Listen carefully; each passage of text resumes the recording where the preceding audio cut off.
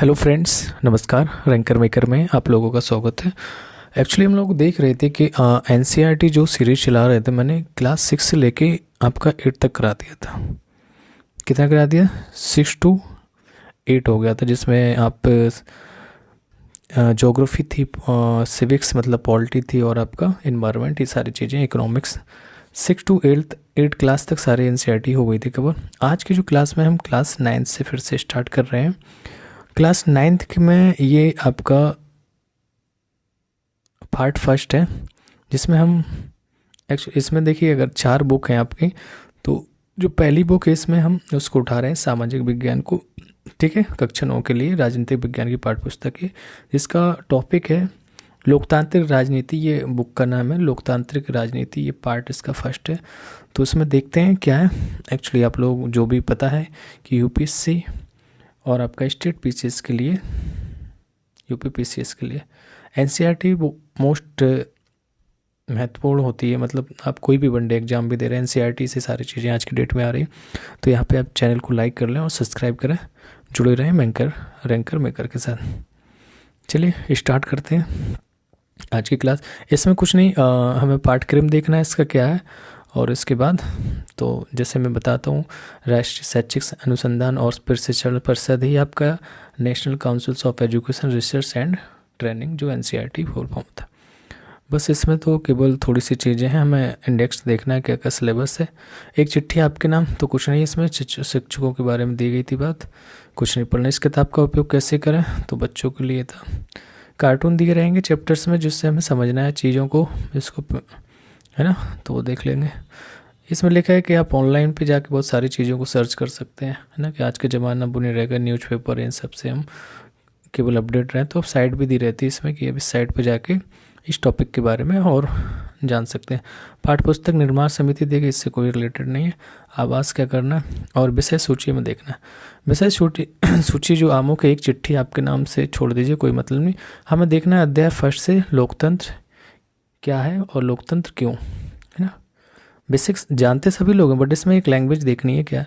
अध्याय 2 में देखेंगे संविधान निर्माण, कॉन्स्टिट्यूशन कैसे हमारा डेवलप हुआ। टॉपिक 3 मतलब लेसन 3 अध्याय 3 में रहेगा चुनावी राजनीति। ठीक है, संस्थाओं के कामकाज कैसे हैं, चौथा टॉपिक देखेंगे। 5वां है लोकतांत्रिक अधिकार। तो इस बुक में आपके 5 टॉपिक दिए गए। तो जैसे कि हमेशा मैं कोई भी बुक से स्टार्ट करता हूँ, तो उसमें स्टार्ट में आपकी जो उद्देश्य का दी रहती है, इसको पढ़ते हैं, और इससे हमारा रिवीजन बना रहता है। और क्योंकि यूपी पीसीएस का तो फेवरेट है, ये सब उद्देश्य का से क्वेश्चन पूछते हैं। चलिए इसको रीड करते हैं। हम भारत के लोग भारत को एक संपूर्ण प्रभुत्व संपन्न समाजवादी पंथ निरपेक्ष लोकतंत्रात्मक गणराज्य बनाने के लिए तथा उसके समस्त नागरिकों को सामाजिक, आर्थिक और राजनीतिक, तो न्याय कितने प्रकार की बात कर रही है? 3 प्रकार के आपके न्याय की बात की इन्होंने, है ना। विचार, अभिव्यक्ति और विश्वास, धर्म और उपासना की स्वतंत्रता, तो ये कितने प्रकार की होगी स्वतंत्रता? 5 प्रकार की। यही क्वेश्चन मिला आया था सीधा। प्रतिष्ठा और अवसर की समानता 2 प्रकार का, ये हो गया। प्राप्त करने के लिए तथा उन सब में व्यक्ति की गरिमा, राष्ट्र की एकता और अखंडता सुनिश्चित करने वाली बंधुता बढ़ाने के लिए, तो बंधुता आपकी 1 प्रकार की हो जाएगी। ओके, बढ़ाने के लिए दृढ़ संकल्प होकर अपनी संविधान सभा में आज तारीख 26 नवंबर 1949, है ना, 26 नवंबर 1949 को यथादत्त द्वारा इस संविधान को अंगीकृत, अधिनियमित और आत्मसमर्पित करते हैं। ये हमारा कॉन्स्टिट्यूशन हो गया, मतलब उद्देश्य का हो गई, जिसको हमेशा रीड करते थे और इस बार भी रीड किया। चलिए फर्स्ट टॉपिक स्टार्ट करते हैं हम लोग, जिसमें क्या नाम है टॉपिक का? लोकतंत्र क्या है और लोकतंत्र क्यों। अध्याय फर्स्ट, लोकतंत्र क्या है और लोकतंत्र क्यों। तो परिचय दिया है, लोकतंत्र क्या है, इसकी विशेषता क्या है, इस टाइप से चीज़ को हमने देखना है।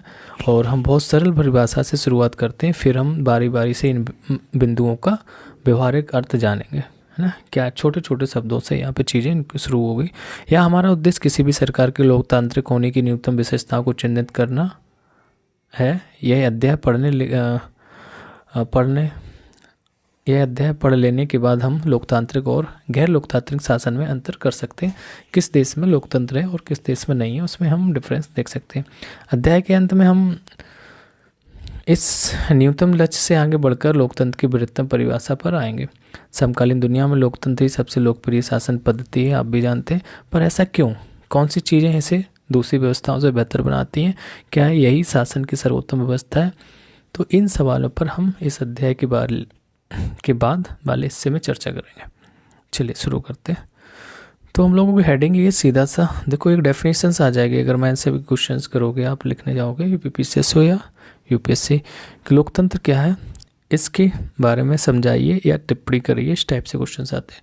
तो लोकतंत्र क्या है, देखो यहीं से लिखा है डेफिनेशंस, आपको यही सब मिलना है। आप सरकार के विभिन्न रूपों के बारे में पढ़ चुके हैं। लोकतंत्र की अब तक की आपकी समझ के आधार पर कुछ उदाहरण देते हुए सरकारों की कुछ सामान्य विशेषताएं लिखी हैं। तो मतलब ये कह रहे क्लास 8 तक का आपने एनसीईआरटी पढ़ लिया, तो उससे बहुत सारी चीज़ें वो कह रहे क्लियर आपकी हो गई होगी, आपने सरकार के अंग के बारे में पढ़ लिया था। अब हम इससे थोड़ा आगे चलते हैं और उसकी कुछ महत्वपूर्ण विशेषताएं दे रहेंगी बकाया, मतलब उससे कम रहेगा। तो सरकार की कुछ सामान्य विशेषताएं की बात करें, जिसमें लोकतांत्रिक सरकारें रहती हैं और गैर लोकतांत्रिक सरकारें, है ना। चलिए देखते हैं आगे। परिभाषा की ज़रूरत क्यों? तो आगे पढ़ने से पहले आइए सबसे पहले एक मेधावी छात्रा मैरी की आपत्ति पर गौर किया जाए। मैरी एक क्लास में डिस्कशन चल रहा है, वो मैरी एक छात्र थी, तो वो कुछ आपत्ति करती कि वह लोकतंत्र को परिभाषित करने के इस तरीके को पसंद नहीं करती और कुछ बुनियादी सवाल पूछना चाहती है। उसकी जो अध्यापिका है ना, अध्यापिका मैटिल्डा लिंगदोय ने उसके सवालों का जवाब देना शुरू किया। तो कक्षा की अन्य छात्राएं भी इस चर्चा में भाग लेने लगी, है ना। कोई होता बच्चा जिज्ञासु पहले शांत बैठा रहा, एक ने क्वेश्चन किया तो उसमें डिस्कस होने लगा, तो मैडम ने कोई अच्छी सी कहानी सुनाना शुरू कर दी, ऐसे ऐसे हुआ, तो और भी बच्चे क्या होते हैं, इंटरेस्ट होते हैं उसमें। तो यहाँ पे एक कहानी है, क्या है कि मैरी मैडम, मुझे यह तरीका ठीक नहीं लगता। पहले लोकतांत्रिक व्यवस्थाओं के बारे में चर्चा किया और अब आकार में हम लोकतंत्र का मतलब जानने की कोशिश कर रहे हैं। तो बच्ची कह रही कि मैरी मैडम, मुझे ये समझ में नहीं आया कि पहले तो आपने डिस्कस किया, उसके बाद हम लोकतंत्र का मतलब जानने की कोशिश कर रहे हैं। मेरे कहने का मतलब है कि इस काम को ही हमें पहले करना था और पहले अध्याय वाली पढ़ाई, अब क्या ऐसा ठीक नहीं होता? तो उनका क्वेश्चन चल रहा। लिंगदोय मैडम, जो मैडम थी, वो कहती है तुम्हारी बातों में दम है कि क्या पहले ही हम लोकतंत्र के बारे में जान लेते। वो बच्ची ने कहा, पर क्या हम अपने सामान्य जीवन में भी ऐसा ही नहीं करते? क्या हम कलम, बरसात या प्रेम जैसे शब्दों का प्रयोग करने के पहले इनकी परिभाषा स्पष्ट करना जरूरी मानते हैं? जरा सोचो, क्या हमारे पास इन शब्दों की बहुत स्पष्ट और सामान्य परिभाषा है? शब्दों का उपयोग करके ही हम उनका अर्थ जानते हैं, है ना। कोई भी शब्द उनका उपयोग करेंगे जब भी अर्थ के बारे में पता चलता है। तो ये डिस्कशन देखो स्टूडेंट्स के और उसके बारे में चल रहा है, कहीं तो हम इसको आगे स्किप कर दें, बट नहीं, थोड़ा सा जान लेते हैं एक पेज क्या है। तो फिर से मैरी कहती फिर परिभाषा की ज़रूरत ही क्यों? तो लिंगदोय मैडम कहती है हमें परिभाषा की ज़रूरत तभी पड़ती है जब हमें किसी शब्द का उपयोग करने में परेशानी होती है। हमें बारिश की परिभाषा की ज़रूरत तभी होती है जब हमें बूंदाबांदी और बादल फटने जैसी स्थिति और सामान्य बरसात में फ़र्क करना हो कि बूंदाबांदी क्या है, सामान्य वर्षा क्या, बादल फटना क्या होता है। तो परिभाषा की ज़रूरत तो पड़ेगी।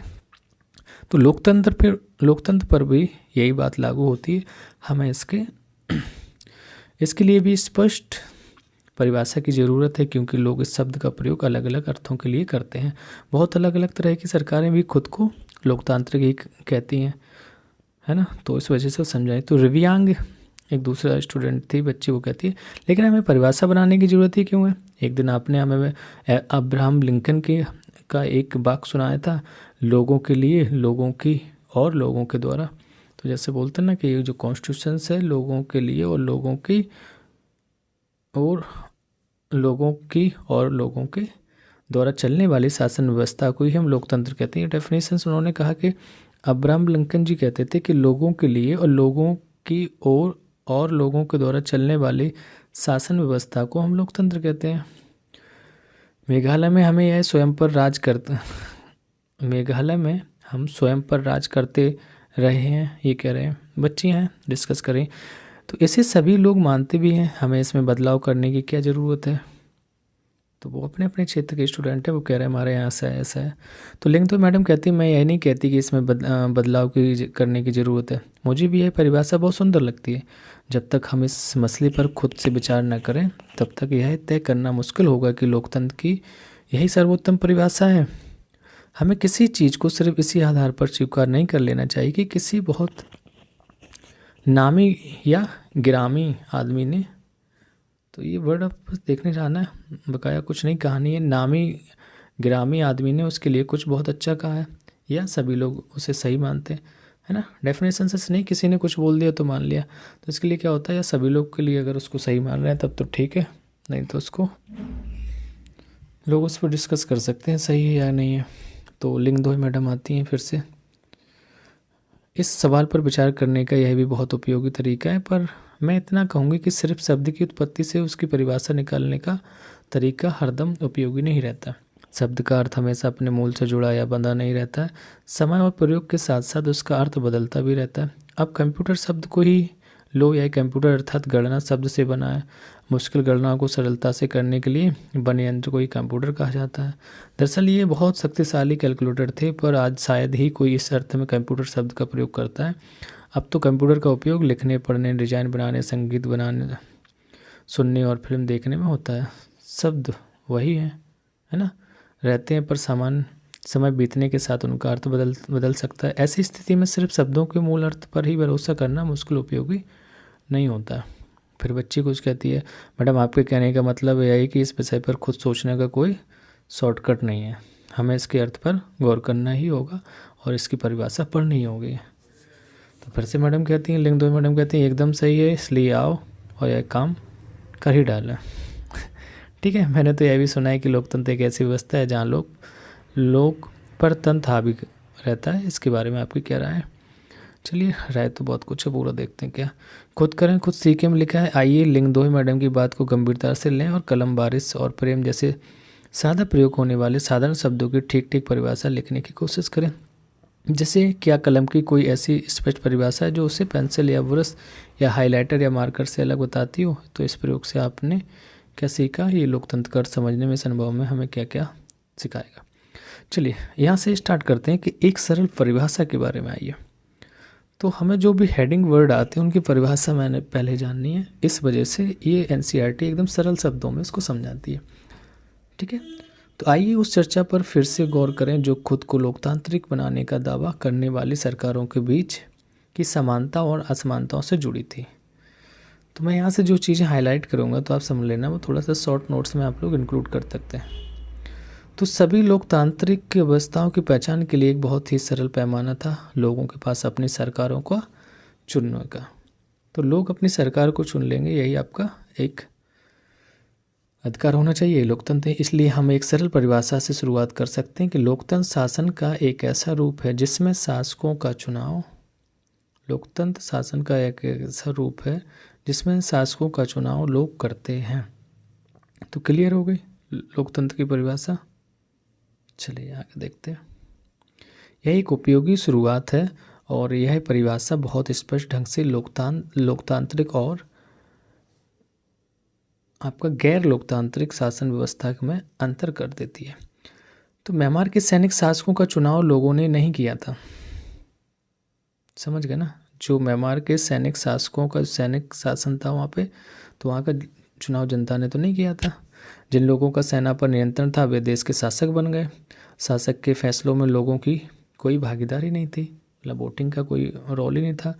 पिनोसे चिले, ये पिनोसे जो चिले थे, ये जैसे तानाशाहों का चुनाव लोग नहीं करते थे। यही बात राजाशाहियों पर भी लागू होती है। सऊदी अरब के शाह को देख लो भैया, सऊदी अरब के शाह लोगों द्वारा शासक नहीं चुने गए, बल्कि राज परिवार में जन्म लेने के कारण उन्हें यह हक पाया गया। लेकिन ये सरल परिभाषा पूर्ण या पर्याप्त नहीं है, उन्होंने कहा। इससे हमें यह समझ में आता है कि लोकतंत्र का मतलब लोगों का शासन है, पर इस परिभाषा का प्रयोग यदि हमने बिना सोचे समझे किया तो फिर उन सभी सरकारों को लोकतांत्रिक कहना पड़ेगा जो चुनाव करवाती हैं, और फिर हम सही नतीजे पर नहीं पहुंच पाएंगे। जैसा कि हम अध्याय 3 में देखेंगे, चुनाव से ही मतलब नहीं कि आप लोकतंत्र समझ लो। तो जैसा कि हमने अध्याय 3 में देखेंगे कि समकालीन दुनिया की हर सरकार, चाहे वह लोकतांत्रिक हो या ना हो, या खुद को लोकतांत्रिक कहना या कहलाना चाहती है, इसलिए हमें असली लोकतंत्र और दिखावटी लोकतंत्र वाली सरकारों के बीच सावधानी पूर्वक फर्क करना होगा, है ना। जैसे चीन कहता है कि हम लोकतांत्रिक हैं, बट स्थिति जानते हो, यह काम हम तभी कर पाएंगे जब हम इस परिभाषा के एक एक शब्द को सावधानी से समझें और लोकतांत्रिक सरकार की विशेषताओं को जानें। मैं इसको बड़े सरल ही स्वभाव में पढ़ा रहा हूँ, बहुत धीरे से पढ़ा रहा हूँ, ना कोई स्पीड है ना कुछ है, तो आप लोग इसको बड़ा बारीकी से देखिए। देखिए, अगर आपने 6 क्लास की जो NCERT हमारे पास पढ़ी, आप कहीं भी सिविल सर्विस की प्रिपरेशन कर रहे हो, आपको ज़रूर पढ़ने के लिए कहा गया होगा, आप उसको देखना, उसके बाहर कुछ चीज़ें हैं ही नहीं, और वो बहुत कुछ समझाती है। चलिए आगे देखते हैं।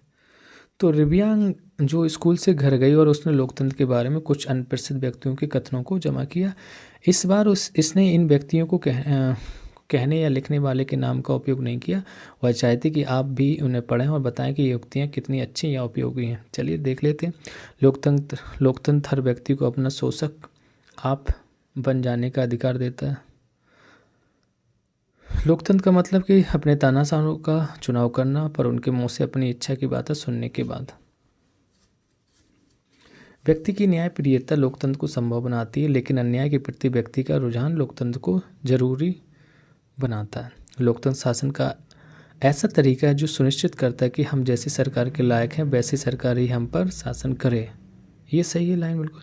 लोकतंत्र की सारी बुराइयों और अधिक लोकतंत्र से ही दूर किया जा सकता है। बिल्कुल सही बात है। ठीक है, देखो अब ये डेमोक्रेसी, ये मैंने कहा था पिक्चर्स आएंगे तो इसको आपको समझना है। ये देखो डेमोक्रेसी को साथ जनता साथ रही कि नहीं, तो यही है लोकतंत्र। चलिए कुछ कार्टून दिखाइए कि इराक में अमेरिका और अन्य विदेशी शक्तियों की उपस्थिति में हुए चुनाव के समय यह कार्टून बना था। यह कार्टून क्या कहता है, इसमें डेमोक्रेसी को इस तरह क्यों लिखा गया कि इराक में क्या है कि डेमोक्रेसी को साथ रहेंगे, डेमोक्रेसी बनी रहने दीजिए, बट यहाँ पे देखो अमेरिकी जो सैनिक है इसको साथ रहने लगे। ये स्टीफन पेरे थाईलैंड केगल कार्टून से। चलिए लोकतंत्र की कुछ हम लोग विशेषताओं देख लेते हैं, कुछ जल्दबाजी नहीं, आराम से पढ़िए। हमने इस सरल परिभाषा के साथ शुरुआत की कि लोकतंत्र शासन का एक रूप है। तो क्या है, लोकतंत्र एक शासन का एक रूप है जिसमें जनता शासकों का चुनाव करती है। समझ गए विशेषता क्या है, लोकतंत्र शासन का एक रूप है जिसमें जनता क्या करती है, शासकों का चुनाव करती है। इससे अनेक सवाल उठ खड़े होते हैं। क्या इस परिभाषा के अनुसार शासक कौन है? भैया अगर हम लोकतंत्र शासन का एक रूप है जिसमें हम शासकों का चुनाव करते हैं, लेकिन शासक है कौन? तो किसी सरकार को लोकतांत्रिक कहे जाने के लिए उसके किन अधिकारियों को चुनाव होना आवश्यक है? तो लोकतंत्र में भी कौन से फैसले हैं जो बिना चुने हुए अधिकारी भी ले सकते हैं? ये सारी चीज़ें में देखना है। किस तरह के चुनाव को लोकतांत्रिक चुनाव कहते हैं? किसी चुनाव को लोकतांत्रिक कहने के लिए किन शर्तों को पूरा किया जाना जरूरी है? तो ये भी हमें देखना है, क्वेश्चंस बना रहे हैं। कौन लोग शासकों को चुनाव कर सकते हैं या खुद शासक चुने जा सकते हैं? क्या इसमें प्रत्येक नागरिक का बराबरी की हैसियत से भाग लेना जरूरी है? क्या कोई लोकतांत्रिक व्यवस्था अपने कुछ नागरिकों को इस अधिकार से वंचित कर सकती है? तो आप लोग तो बड़ी क्लास के लिए पढ़ रहे हो, सारी चीज़ें समझ रहे होंगे क्या है ना। लेकिन ये क्लास 9th के हिसाब से सिखाया जा रहा है कि 18 साल के नहीं होंगे तो वोट डाल सकते हैं, उस टाइप के जो क्वेश्चन मार्क लगा कर उन्होंने पूछा है। तो सरकार के किस स्वरूप को लोकतांत्रिक कहेंगे? क्वेश्चंस बना रहे हैं ना। मैंने कहा क्या चुने हुए शासक लोकतंत्र में अपनी मर्जी से सब कुछ कर सकते हैं या लोकतांत्रिक सरकार के लिए कुछ लक्ष्मण रेखाओं में बंधकर काम करना जरूरी है? हाँ, वो कह रहे हैं हमने चुन दिया, क्या वो सारे काम अपने से कर सकते हैं, कुछ पाबंदियाँ रहेंगे? क्या लोकतांत्रिक शासन व्यवस्था को नागरिकों के कुछ अधिकारों का आदर करना चाहिए? तो जो मौलिक अधिकार है, मूल अधिकार है, आप लोग जान सकते हैं। कॉन्स्टिट्यूशन से बना रहेगा। अगर लोकतंत्र है तो चीज़ें लिमिट में ही करेंगे, हर कोई अपने मन से थोड़ी कर लेगा शासक जीत के आगे। आइए कुछ उदाहरणों के साथ इन सब पर बारी बारी से विचार करना। प्रमुख फैसले निर्वाचित नेताओं के हाथ में रहते हैं। कैसे, देखते हैं। पाकिस्तान का जनरल परवेज मुशर्रफ, सुना होगा। हाँ, पाकिस्तान में जनरल परवेज मुशर्रफ ने अक्टूबर 1999 में सैनिक तख्ता पलट की अगुवाई की। उन्होंने लोकतांत्रिक ढंग से चुनी हुई सरकार को क्या किया, जान रहे होंगे आप लोग, उखाड़ फेंका और खुद को देश का मुख्य कार्यकारी घोषित कर दिया। बाद में उन्होंने खुद को राष्ट्रपति घोषित किया। बताइए, 2002 में एक जनमत संग्रह करा के अपना कार्यकाल 5 साल के लिए बढ़वा लिया। ऐसे काम करते हैं पाकिस्तानी लोग, और फिर कहेंगे हम लोकतंत्र। पाकिस्तानी जो मीडिया है मानवाधिकार संगठनों और लोकतंत्र के लिए काम करने वालों ने आरोप लगाया कि जनमत संग्रह एक धोखाधड़ी है। तो वहाँ की मीडिया थी और जो मानव अधिकार संगठन था, उन्होंने क्या पाकिस्तान पे आरोप लगाया कि लोकतंत्र के लिए काम करने वाले, इन्होंने आरोप लगाया कि जनमत संग्रह एक धोखाधड़ी है और इसमें बड़े पैमाने पर गड़बड़ियाँ की गई हैं। अगस्त 2002 की बात करेंगे कि अगस्त 2002 में उन्होंने लीगल फ्रेमवर्क ऑर्डर के जरिए पाकिस्तान के संविधान को बदल डाला। बताइए जो राष्ट्रपति बन गया तो संविधान भी बदलवा दिया। तो इस ऑर्डर के अनुसार राष्ट्रपति राष्ट्रीय और प्रांतीय असेंबलियों को भंग कर सकता है। बताइए तो मंत्रिपरिषद के कामकाज पर एक राष्ट्रीय सुरक्षा का परिषद की निगरानी रहती थी। अब बताइए सारी चीज़ें राष्ट्रपति को, मतलब उसने सबश्रेष्ठ मान लिया और खुद राष्ट्रपति बन गया, जिसके ज़्यादातर सदस्य फौजी अधिकारी थे, क्योंकि फ़ौज में खुद वो था और फौजी से खुद को कंट्रोल कर रहा है। तो इस कानून के पास हो जाने के बाद राष्ट्रीय और प्रांतीय असेंबलियाँ के लिए चुनाव कराए गए। तो इस प्रकार पाकिस्तान में चुनाव भी हुए और चुने हुए प्रतिनिधियों को कुछ अधिकार भी मिले, लेकिन सर्वोच्च सेना के अधिकारियों और जनरल मुशर्रफ के पास थे। तो स्पष्ट है कि जनरल मुशर्रफ के शासन वाले पाकिस्तान को लोकतंत्र न कहने के अनेक ठोस कारण मिल गए हम लोगों को, है ना। लेकिन यहाँ सिर्फ एक कारण पर ही चर्चा करते हैं। क्या हम कह सकते हैं कि पाकिस्तान के लोगों ने अपने शासकों का चुनाव किया है? बट किया तो था, लेकिन वैलिड नहीं है ना, लोकतांत्रिक। अब वो कह सकते हैं अपने आप को लोकतांत्रिक, लेकिन बट ऐसा नहीं, हम ऐसा नहीं कह सकते। लोगों ने राष्ट्रीय और प्रांतीय असेंबलियों के लिए अपने प्रतिनिधियों का चुनाव किया, लेकिन चुने हुए प्रतिनिधि वास्तविक शासक नहीं थे। वे अंतिम फैसला नहीं कर सकते थे। अंतिम फैसला सेना के अधिकारियों और जनरल मुशर्रफ के हाथ में था। जब तक वहाँ के मंत्री अंतिम फैसला न करें तब तो कैसा लोकतंत्र, जो जनता द्वारा नहीं चुने गए थे, मुशर्रफ चुना ही नहीं गया था। ऐसा तानाशाही और राजाशाही वाली अनेक शासन व्यवस्थाओं को में होता है। तो वहाँ औपचारिक रूप से चुनी हुई संसद और सरकार तो होती है, पर असली सत्ता उन लोगों के हाथ में होती है जिन्हें जनता नहीं चुनती। कुछ देशों में असली ताकत विदेशी शक्तियों के हाथ में रहती है, ना कि चुने हुए प्रतिनिधियों के हाथ में। तो इसे लोगों का शासन नहीं कहा जा सकता है ना। अब्राहम लिंकन ने कही थी लोगों के द्वारा लोगों को शासन। तो इसमें हम लोकतांत्रिक शासन व्यवस्था की पहली विशेषता पर पहुंचते हैं। लोकतंत्र में अंतिम निर्णय लेने की शक्ति लोगों के द्वारा चुने हुए प्रतिनिधियों के पास होनी चाहिए। Definitions clear. लोकतंत्र में जो अंतिम निर्णय लेने की शक्ति किसके पास होनी चाहिए? जिसको हम लोगों ने वोट दिया, जिसको चुन के गए। तो लोकतंत्र में निर्णय लेने की शक्ति लोगों द्वारा चुने हुए प्रतिनिधियों के पास होनी चाहिए। ओके, तो ये देख लेते हैं। कुछ कार्टून तो नहीं आए थे। हाँ देखो, ये एक सीरिया का कार्टून था कि जब तक बात पार्टी की सदस्यता का फॉर्म भरकर उसके सदस्य नहीं बनोगे, अंदर नहीं आ सकती। बताइए, ये कार्टून हो गया क्या? ये सीरिया पश्चिम एशिया का एक छोटा सा देश है। शासक बाथ पार्टी और उसकी कुछ सहयोगी पार्टियों को ही देश में राजनीतिक गतिविधियों की अनुमति है। तो क्या इस कार्टून को चीन और मैक्सिको पर भी लागू किया जा सकता है? बिल्कुल। लोकतंत्र के माथे पर पत्तों से बने ताज का क्या मतलब है? ये डेमोक्रेसी की देवी है भैया, वो कह रही हैं ऐसा नहीं। तो फिर ये एक और है, ये डेमोक्रेसी कैसे सहने वाली पाकिस्तान में थी। यह कार्टून लातिनी अमेरिका के संदर्भ में बना। क्या आपको लगता है कि यह पाकिस्तान पर भी फिट बैठता है? कुछ अन्य देशों के बारे में सोचिए जिन पर यह कार्टून लागू हो सकता है। क्या ऐसा कई बार हमारे देश में भी होता? नहीं, हमारे देश में नहीं हुआ। ही भैया म्यांमार में हुआ था। और ये कहाँ होता? पाकिस्तान जैसे देशों में। अभी बस्ट हमारे 10 पड़ोसी देश में भी हुआ, बांग्लादेश में। तो आप लोग ये समझ सकते हैं कहाँ तक हुआ था। तो हम लोगों को यहाँ से देखना है फिर से। तो स्वतंत्र और निष्पक्ष चुनावी मुकाबला कैसे हो सकता है, इसके बारे में देखते हैं। चीन की संसद को कोवांगो रेमिन दाइवियानो दाऊ है राष्ट्रीय जनसंसद। भाई ऐसे ही नाम है, ध्यान कर लेना। अब मैं भी नहीं बोल पा रहा हूँ तो वो कैसे बोल रहे होंगे। चीन की संसद कांगागुयो रेमिन दाइवियावो दाऊ, ये राष्ट्रीय जनसंसद है। हम लोग वो लोग बोल लेते होंगे। चीन की संसद के लिए प्रति 5 वर्ष बाद नियमित रूप से चुनाव होते हैं। इस हमारे देश में भी होते हैं। तो इस संसद को देश का राष्ट्रपति नियुक्त करने का अधिकार है। ठीक है। इसमें पूरे चीन के करीब लगभग 3,000 सदस्य आते हैं। कुछ सदस्यों का चुनाव सेना भी करती है और चुनाव लड़ने से पहले सभी उम्मीदवारों को चीनी कम्युनिस्ट पार्टी, ये याद रखना, चीनी कम्युनिस्ट पार्टी से मंजूरी लेनी होती है। 2002 से 2003 में हुए चुनाव में सिर्फ कम्युनिस्ट पार्टी और उससे संबंध कुछ छोटी पार्टियों के सदस्यों के चुनाव लड़ने की अनुमति मिली। बताइए, अब जब एक पार्टी है वहाँ पे तो कहाँ से हम लोकतंत्र कहेंगे।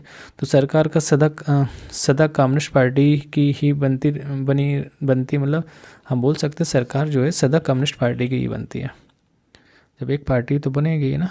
तो 1930 में जब आज़ाद होने के बाद मैक्सिको में हर 6 वर्ष बाद राष्ट्रपति चुनने के लिए चुनाव कराए जाते थे। देश में कभी भी फौजी शासन या तानाशाही नहीं आई, तो मैक्सिको अच्छी जगह थे, मतलब ठीक था। मैक्सिको क्या, जो हम देखेंगे यूएसए के जस्ट नीचे ना, उत्तरी अमेरिका में, वही।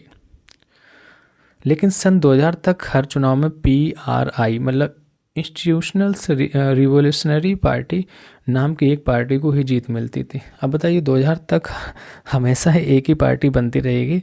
तो विपक्षी दल चुनाव में हिस्सा लेते थे, पर देखो हिस्सा तो ले रहे, हार जाए वो चीज़ अलग है, पर वो क्या होते थे, कभी भी उन्हें जीत हासिल नहीं होती थी। तो चुनाव में तरह तरह के हथकंडे अपनाकर हर हाल में जीत हासिल करने के लिए PRI कुख्यात थी। जो PRI की पार्टी थी उसकी कुख्यात थी। जैसे कि हमारे यहाँ भी BJP देख लो, हमेशा जीत रही। तो सरकारी दफ्तरों में काम करने वाले सभी लोगों के लिए पार्टी की बैठकों में जाना अनिवार्य था। अब बताइए, तो सरकारी स्कूलों के अध्यापक अपने छात्र छात्राओं के माँ बाप से PRI के लिए वोट देने को कहते थे। हम यही समझ लीजिए, यही फंडा अपना रही BJP। मीडिया भी जब तब विपक्षी दलों की आलोचना करने के अलावा उनकी गतिविधियों को नज़रअंदाज ही करती थी। गोदी मीडिया कह सकते हैं। कई बार एकदम अंतिम क्षणों में मतदान केंद्रों को एक जगह से हटाकर दूसरी जगह कर दिया गया। बिल्कुल सही बात है। तो ये चीज़ें गलत है ना, जिससे अनेक लोग वोट ही नहीं डाल पाते थे। तो अभी हम लोगों ने देखा था, लोकसभा चुनाव हुआ था, उप लोकसभा चुनाव, PRI अपने उम्मीदवारों के चुनाव अभियान पर काफ़ी पैसे खर्च करती थी। तो क्या हम ऊपर बढ़ने चुनावों को लोगों द्वारा अपना शासक चुनने का उदाहरण मान सकते हैं? तो इन उदाहरणों को पढ़ने के बाद तो यही लगता है कि हम ऐसा नहीं कह सकते हैं। यहाँ काफ़ी सारी समस्याएं हैं। चीन के चुनावों में लोगों के सामने कोई वास्तविक और गंभीर विकल्प ही नहीं होता है, क्योंकि एक पार्टी की सरकार है। लोगों को शासक दल या उसके द्वारा स्वीकृत उम्मीदवारों को ही वोट देना होता है। क्या हम इसे मनपसंद चुनाव कह सकते हैं? भैया कैसे कह सकते हैं जब एक ही हमारे पास पार्टी ऑप्शन ही नहीं है दूसरा। तो मैक्सिको के मामले में ऐसा लगता है कि कहने को विकल्प तो होते हुए भी असल में वहाँ की जनता के पास कोई दूसरा विकल्प न था। किसी भी तरह वहाँ शासक दल को पराजित नहीं किया जा सकता था, लोगों को चाहने पर भी नहीं। वहाँ हुए चुनाव निष्पक्ष नहीं थे। इसका मतलब तो यही हुआ ना कि चुनाव निष्पक्ष नहीं थे। तो इस प्रकार अब हम लोकतंत्र की अपनी समझ में एक अन्य विशेषता या गुण को जोड़ सकते हैं। लोकतंत्र के लिए सिर्फ चुनाव कराना ही पर्याप्त नहीं है। ये लाइन अपने लिए इम्पोर्टेंट है।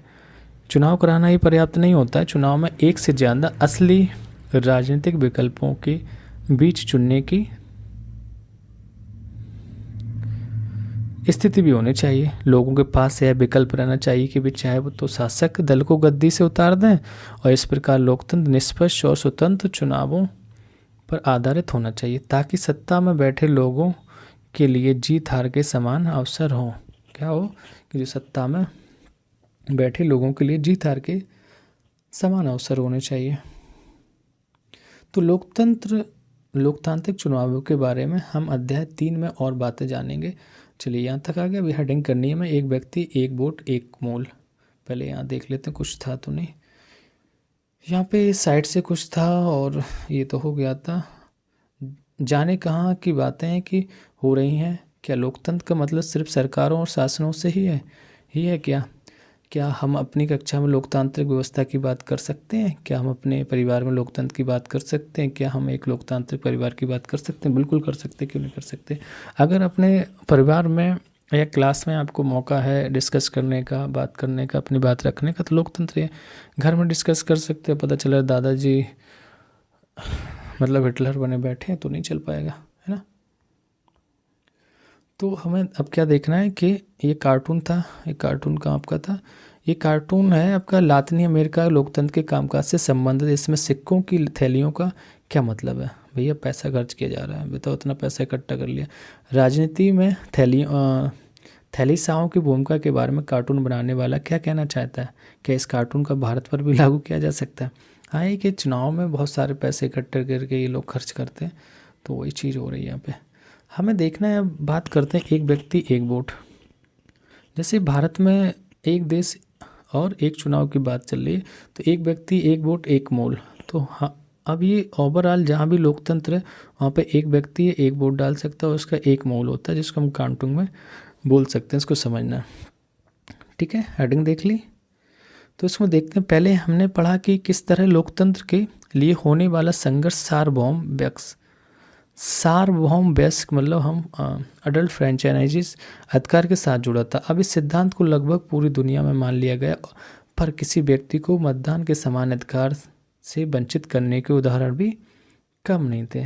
देखो लाइन तो ठीक है कि सार्वभौम वयस्क मताधिकार के साथ जुड़ गया, बट इस सिद्धांत को लगभग पूरी दुनिया में मान तो लिया गया था, पर किसी व्यक्ति को मतदान के समान अधिकार से वंचित करने के उदाहरण भी कम नहीं थे। तो देखते हैं क्या है। चलिए, 2015 तक सऊदी अरब में औरतों को वोट देने का अधिकार नहीं था, तो हम कह सकते हैं वहाँ लोकतंत्र है। कहाँ से लोकतंत्र है? एस्टोनिया ने अपने यहाँ नागरिकता के नियम कुछ इस तरह से बनाए कि रूसी अल्पसंख्यक समाज के लोगों को मतदान का अधिकार हासिल करने में मुश्किल होती थी। ये एस्टोनिया एक कंट्री है, उसके बारे में बताया कि वहाँ पर रूसी लोगों को मतदान नहीं करने दिया जाता था, मतलब उसमें रह रहे होंगे ना वहाँ पे। हाँ, फिजी की बात करें, फिजी की चुनाव प्रणाली में वहाँ के मूल वासियों के वोट का महत्व भारतीय मूल के फिजी नागरिक के वोट से ज़्यादा है। भारतीय लोग अगर फिजी में रह रहे तो उनका फिजी नागरिक के वोट से ज़्यादा भारतीय मूल के लोगों का वोट माना जाता है। तो ये पता नहीं किस हिसाब से अंकित करते हैं। लोकतंत्र राजनीतिक समानता के बुनियादी सिद्धांतों पर आधारित है। तो इस प्रकार हम लोकतंत्र की तीसरी विशेषता को जान लेते हैं। क्या विशेषता है? कि लोकतंत्र में हर व्यक्ति नागरिक का एक वोट होना चाहिए और हर वोट का एक समान मूल्य होना चाहिए। ये नहीं कि उन्हें ना बड़े आदमी थे, उनके पास ज़मीन थी, इतना पैसा था तो उनके वोट की कीमत ज़्यादा हो गई, तो ऐसा नहीं। हर व्यक्ति का एक वोट होना चाहिए और वोट का एक समान मूल्य होना चाहिए। अध्याय 3 में हम इसके बारे में और ज़्यादा विस्तार से पढ़ेंगे, वो कह रहा है। तो लोकतंत्र क्या है, लोकतंत्र क्यों, तो इसके बारे में हमने ये कार्टून देखा था। अब आगे के स्टेप देखते हैं। आखिरकार एक व्यक्ति और एक वोट क्यों, इस पर भी बात कर लेते हैं। लिखा है, वो भी क्या दिन थे जब मैं ही एक व्यक्ति और मेरा ही एकमात्र वोट था और यही मुझे पसंद था। ये कह रहे हैं वोट है, ये सारी चीज़ें एक कानून का राज और अधिकारियों का आधार है। थोड़ा साइड से और देख लेते हैं क्या है। कार्टून बूझे, यह कार्टून सद्दाम हुसैन के शासन को उखाड़ फेंकने के बाद हुए चुनाव से संबंधित है। उन्हें जेल में बंद दिखाया गया है। यहाँ कार्टूनिस्ट क्या कहना चाहते हैं कि इस कार्टून के संदेश और अध्याय में आए पहले कार्टून के संदेश की तुलना कीजिए। तो यहाँ दिखा रहे कि जो भी आपके कौन थे, सद्दाम हुसैन को जेल में डाल दिया गया था, है ना। और ये कह रहे हैं कि हमारा एक वोट एक ही अच्छे दिन थे, वो कह रहे हैं। चलिए, कानून का राज और अधिकारियों का आदर। भैया जब कानून का राज रहेगा तो अधिकारियों का आदर होने लगता है ना। वही तो कहते हैं, सरकारी आदमी है तो कानून के पास ज़्यादा वो रहती है नॉलेज के, वो अधिकारियों का आदर करना पड़ता है।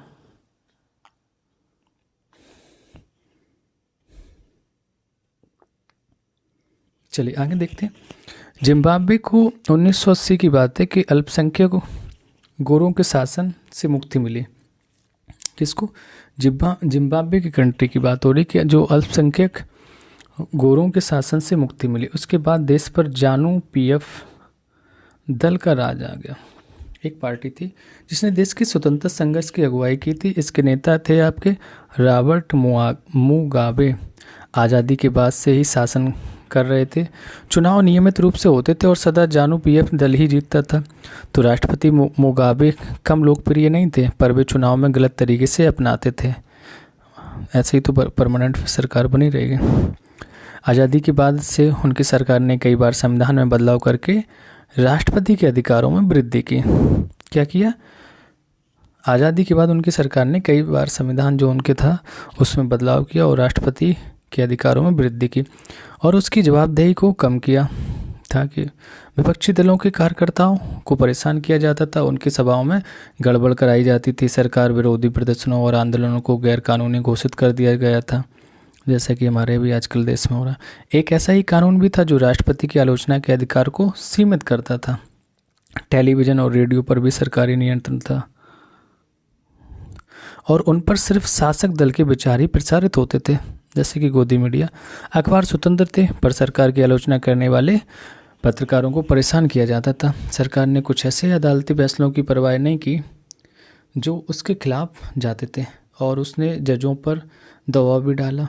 2017 में मुगाबे को राष्ट्रपति पद से हटा दिया गया। तो जिम्बाब्वे का उदाहरण बताने की शासकों के लिए बार बार जनादेश पाना लोकतंत्र की एक ज़रूरत है।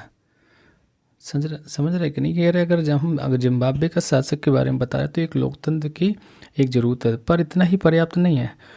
लोकप्रिय नेता भी अलोकतांत्रिक हो सकते हैं, लोकप्रिय नेता भी तानाशाह हो सकता है। समझ रहे हो ना कौन है? अगर हम लोकतंत्र को परखना चाहते हैं तो चुनावों पर नज़र डालना ज़रूरी है, पर उतना ही ज़रूरी है कि चुनाव के पहले और बाद की स्थितियों पर भी नज़र डाली जाए। सही बात है। चुनाव के पहले सत्ता पक्ष के विरोधी समूह के कामकाज समेत सभी तरह की राजनीतिक गतिविधियों के लिए पर्याप्त गुंजाइश रहनी चाहिए, है ना? क्या होना चाहिए? अगर चुनाव के पहले की बात करें तो जो सत्ता पक्ष के विरोधी और समूह के कामकाज समेत सभी तरह की जो राजनीतिक गतिविधियों के लिए पर्याप्त गुंजाइश रहनी चाहिए। इसके लिए ज़रूरी है कि सरकार नागरिकों के कुछ बुनियादी अधिकारों का आदर करे। उनको सोचने की, अपनी राय बनाने की, सार्वजनिक रूप से अपने विचार व्यक्त करने की और संगठन बनाने की, विरोध करने और अन्य राजनीतिक गतिविधियों करने की स्वतंत्रता होनी चाहिए। कानून की नज़र में सभी लोगों की समानता होनी चाहिए। सिंपल सी बात ही है। तो इन अधिकारों की रक्षा स्वतंत्र कौन करेगा? स्वतंत्र न्यायपालिका को करनी चाहिए, जिसके आदेशों का पालन सब लोग करते हैं। इन अधिकारियों के बारे में हम अधिक विस्तार से अध्याय 5 में और पढ़ेंगे इसमें। तो इसी प्रकार कुछ दूसरी शर्तें हैं जो चुनाव के बाद सरकार चलाने के तौर तरीकों पर लागू होती हैं। ठीक है, तो एक लोकतांत्रिक सरकार सिर्फ इस कारण से मनमानी नहीं कर सकती कि उसने चुनाव जीता है, उसे भी कुछ बुनियादी तौर तरीकों का पालन करना होता है। खास तौर से उसे अल्पमत वाले समूहों को दी गई कुछ गारंटियों का आदर करना होता है। तो हर प्रमुख फैसला जो है लंबे विचार विमर्श के बाद लेना होता है। हर पदाधिकारी को उस पद के साथ जुड़े अधिकारी और जिम्मेदारियां संविधान द्वारा दी जाती हैं। तो कॉन्स्टिट्यूशन से बना रहेगा अगर ऐसी चीज़ें होंगी। ठीक है, तो थोड़ा सा ये पिक्चर देख लेते हैं। क्या था कार्टून ऊपर? ये हो गया था, ये कौन बैठा था? जिम्बाब्वे की बात क्यों करें? तो मैं अपने देश में भी इस तरह की घटनाओं की खबर अखबारों में पढ़ती रहती हूँ। हम इसकी चर्चा क्यों नहीं करते? सही बात कर रही है। ये देखो, जो गोला बारूद वाले टैंक हैं, ये याहू कोगली किसको क्या लिखा है? चीनी सरकार ने गूगल और याहू जैसी लोकप्रिय वेबसाइटों पर बंदिशें लगाकर इंटरनेट पर सूचना के मुक्त प्रवाह को रोक दिया। तो इस कार्टून में इसी पर टिप्पणी की गई कि टैंक और निहत्थे छात्र की तस्वीर पाठक को चीन के हाल के इतिहास की एक अन्य बड़ी घटना की याद दिलाते। यह घटना क्या थी, इसके बारे में अन्य विवरण दें। तो याहू है, देखो गूगल है, ये किसको डू नो इविल, ये सब इन्होंने रोक लगा दी। तो हम लोगों ने देख लिया था, थोड़ा सा यहाँ से देखना था, ये आर्टिकल रह गया। ये सभी न सिर्फ जनता के प्रति उत्तरदायी थे बल्कि अन्य स्वतंत्र अधिकारियों के प्रति भी उनकी जवाबदेही होती। इसके बारे में हम ज़्यादा विस्तार से अध्याय 4 में पढ़ेंगे। इस प्रकार हम लोकतंत्र की चौथी और अंतिम विशेषता को रेखांकित करते हैं। क्या कि एक लोकतांत्रिक सरकार संवैधानिक कानूनों पर और नागरिक अधिकारों द्वारा खींची गई लक्ष्मण रेखाओं के भीतर ही काम करती है। फिर से देखें, देखो लोकतंत्र में क्या होता है, एक लक्ष्मण रेखा सरकार के लिए खिंच जाती है। तो एक लोकतांत्रिक सरकार जो है वो संवैधानिक कानूनों और नागरिक अधिकारों द्वारा खींची लक्ष्मण रेखाओं के भीतर ही काम करती है। ठीक है, चलिए आगे देखते हैं परिभाषाओं का सारांश क्या है। हाँ, टॉपिक बड़ा है, ये देखो चैप्टर है, बहुत बड़ा जाएगा। आइए अब हम अब तक हुई चर्चाओं को समेटें। हमने लोकतंत्र की इस सरल सी परिभाषा से बात शुरू की थी। लोकतंत्र सरकार का एक ऐसा रूप है जिसमें शासकों का चुनाव लोग करते हैं। ठीक है, ओवरऑल चीज़ें यही निकल के आई। हमने पाया कि जब तक हम इसके कुछ प्रमुख शब्दों के बारे में और स्पष्ट न हो जाए, यह परिभाषा पर्याप्त नहीं है। अनेक उदाहरणों के जरिए हमने शासन के एक तरीके के रूप में लोकतंत्र की 4 विशेषताओं को रेखांकित किया। इसके अनुसार लोकतंत्र शासन का एक ऐसा रूप है जिसमें, अब वो पॉइंट आंसर है हमारे, जिसमें लोगों द्वारा चुने गए शासक ही सारे प्रमुख फैसले करते हैं। बिल्कुल सही है। चुनाव लोगों के लिए निष्पक्ष अवसर और इतने विकल्प उपलब्ध कराता है कि वे चाहे तो मौजूदा शासकों को बदल सकते हैं। सही बात है। तीसरा है कि यह विकल्प और अवसर सभी लोगों के समान रूप में उपलब्ध हो। और चौथा, इसमें इस चुनाव से बनी सरकार संविधान द्वारा तय बुनियादी कानूनों और नागरिक अधिकारों के दायरे को मानते हुए ये काम करती है कि संविधान में जो चीज़ें लिखी हैं तो वो बुनियादी कानून और नागरिकों के अधिकारों को मानते हुए दायरे में काम करती है। चलिए आगे देखते हैं कहाँ पहुँचे, क्या समझे। तो ठीक है, आगे देखते हैं। तो लोकतंत्र के कामकाज या उसकी अनुपस्थिति के इन 5 उदाहरणों को पढ़िए। इनका मेल लोकतंत्र की उन प्रासंगिक विशेषताओं से कराएं जिनकी चर्चा ऊपर की गई थी। उदाहरण और विशेषताएं दी गई तो देखते हैं क्या है। 5 1 2 3 4 5। भूटान नरेश ने घोषणा की आगे से वे चुने हुए प्रतिनिधियों द्वारा दी गई सलाह पर काम करेंगे। तो ये कौन सा हो जाएगा? ये हमारा स्वतंत्र और निष्पक्ष चुनावी मुकाबले के बारे में कह सकते हैं। यह अधिकार या हम चुने हुए नेताओं द्वारा प्रमुख फैसले करना भी बोल सकते हैं। पहले रीड कर लेते हैं। भारत से गए अनेक तमिल मजदूरों को श्रीलंका में वोट डालने का अधिकार नहीं दिया गया। अधिकारियों का ये क्या हो जाएगा? एक व्यक्ति एक वोट एक मोल। तो ये तो इससे मैच नहीं करेगा। कानून का शासन बोल सकते हैं कि वहाँ पे कानून है इस टाइप का, है ना। तीसरा देखते हैं। नेपाल नरेश ने राजनीतिक जमावड़ों प्रदर्शनों और रैलियों पर रोक लगा दी है। तो ये क्या हो जाएगा?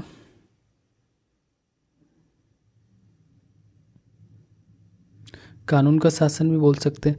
भारत के सर्वोच्च न्यायालय ने बिहार विधानसभा भंग करने को असंवैधानिक ठहराया। ये स्वतंत्र और निष्पक्ष चुने हुए नेताओं द्वारा नहीं। इसमें तो आंसर तो एक मिनट एक और रहेगा, इसको भी रीड कर लें। बांग्लादेश की राजनीतिक पार्टियां इस बात पर सहमत हुई कि चुनाव के समय किसी पार्टी की सरकार ना हो। तो बताइए भैया किससे क्या मैच करना है? मैच करने का आंसर ही था।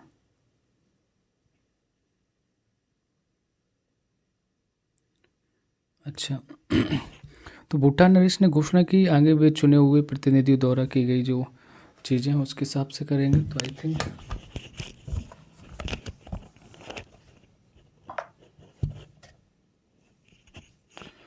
तो इसमें हो जाएगा आपका कि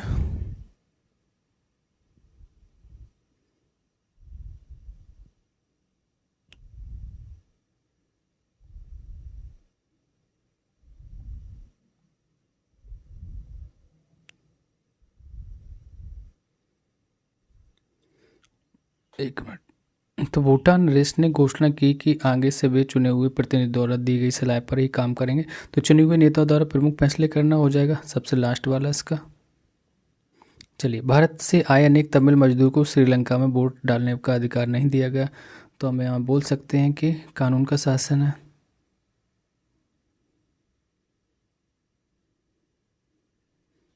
ना। नेपाल नरेश ने राजनीतिक जमावड़ों प्रदर्शनों और रैलियों पर रोक लगा दी। तो अधिकारों ने स्वतंत्र और निष्पक्ष चुनावी मुकाबला नहीं।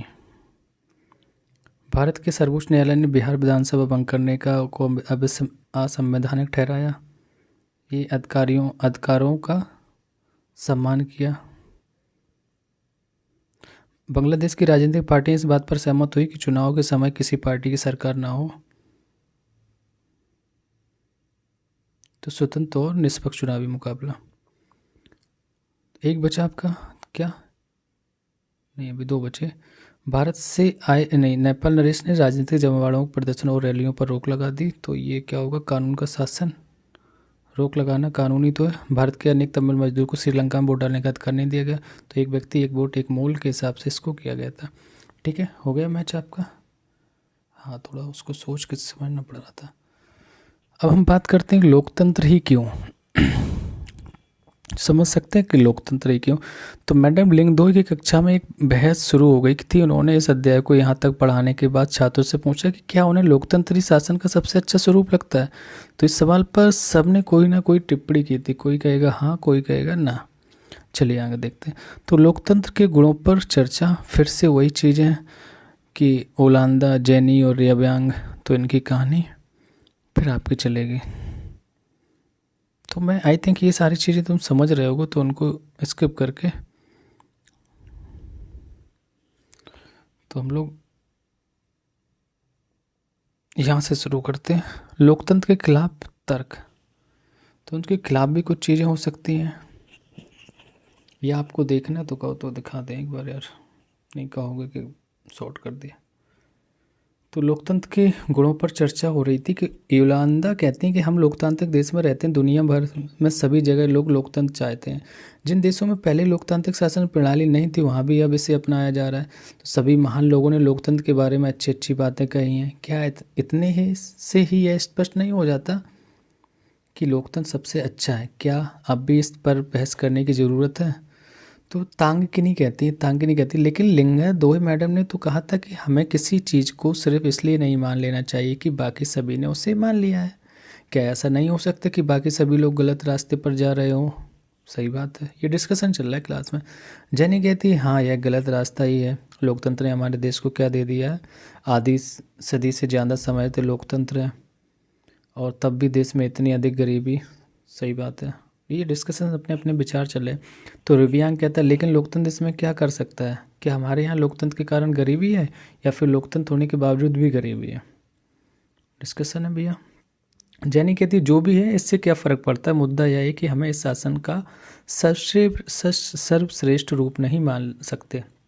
लोकतंत्र का मतलब कि अराजकता, अस्थिरता, भ्रष्टाचार और दिखावा, राजनेता आपस में ही लड़ते रहते हैं, देश की परवाह किसे है?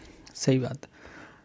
पाईमोन कहती हैं तो फिर इसकी जगह कौन सी प्रणाली होनी चाहिए? क्या अंग्रेजी हुकूमत वापस लाई जाए? तो बाहर से किसी राजा को देश पर शासन के लिए बुलाया जाए? डिस्कशन चल रहा है।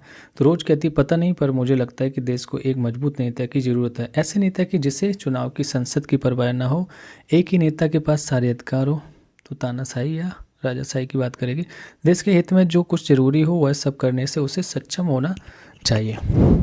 तो सिर्फ इसी से देश से गरीबी और भ्रष्टाचार खत्म हो सकती है, रोज कह रही है। कोई पीछे से चिल्लाए, इसी को तानाशाही कहते हैं। ठीक है। तो दो ही कहती है अगर वह व्यक्ति सत्ता का उपयोग सिर्फ अपने लिए और अपने परिवार के लिए करने लगे तो क्या होगा? अगर वह खुद ही भ्रष्ट हो तब? तो रोज कहती है मैं सिर्फ ईमानदार और संजीदा और मजबूत नेता की बात कर रही हूँ। दो ही कहती है ठीक नहीं है, तुम वास्तविक लोकतंत्र की तुलना आदर्श तानाशाही के साथ कर रही हो। हमें आदर्श की तुलना आदर्श के साथ और वास्तविक की तुलना वास्तविक से करनी चाहिए। तो ज़्यादा तानाशाही को वास्तविक जीवन के बारे में पढ़ो। वे सबसे ज़्यादा भ्रष्ट, स्वार्थी और क्रूर होते हैं। होता सिर्फ यह है कि हमें उनके बारे में जानकारियाँ उपलब्ध नहीं है हो पाती। और सबसे बड़ी गड़बड़ तो यह है कि आप उन्हें सत्ता से हटा भी नहीं सकते जो तानाशाह होते हैं। तो मैडम लिंगदोई इस चर्चा को पूरी दिलचस्पी से सुन रही थी। अब उन्होंने हस्तक्षेप किया कि तुम सब लोग इतने मगन होकर इस बहस में लगे थे, यह देखकर मुझे खुशी हुई। मुझे नहीं मालूम कौन सही है कौन गलत है, तो आप लोग सुलझाएं। पर मुझे लगा कि आप खुले दिमाग से बात कर रहे थे, मगर किसी ने आपको रोकने की कोशिश की होती तो यह आपको अपनी बात कहने के लिए सजा दी होती तो निश्चित रूप से आपको बहुत बुरा लगता है। क्या आप ऐसा उस देश में कर सकते जहाँ लोकतंत्र ना हो? सही बात, मतलब खुले होकर बोल सकते हैं। अगर लोकतंत्र नहीं होगा तो इतना बोल ही नहीं पाते। क्या यह लोकतंत्र के पक्ष में अच्छा तर्क है? चलिए देखते हैं। तो लोकतंत्र के खिलाफ तर्क की बात करें तो इस चर्चा में लोकतंत्र के खिलाफ वे अधिकांश तर्क सामने आ गए जिन्हें हम आम तौर पर सुनते हैं। ये तर्क कुछ इस प्रकार के होते हैं। लोकतंत्र में नेता बदलते रहते हैं, इससे अस्थिरता पैदा होती है।